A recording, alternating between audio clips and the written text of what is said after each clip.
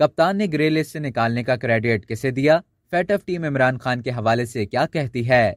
Chairman Tehreek Insaf Imran Khan ने कहा कि हम हुकूमत में आए तो ब्लैक लिस्ट में जाने का शदीद खदशा था।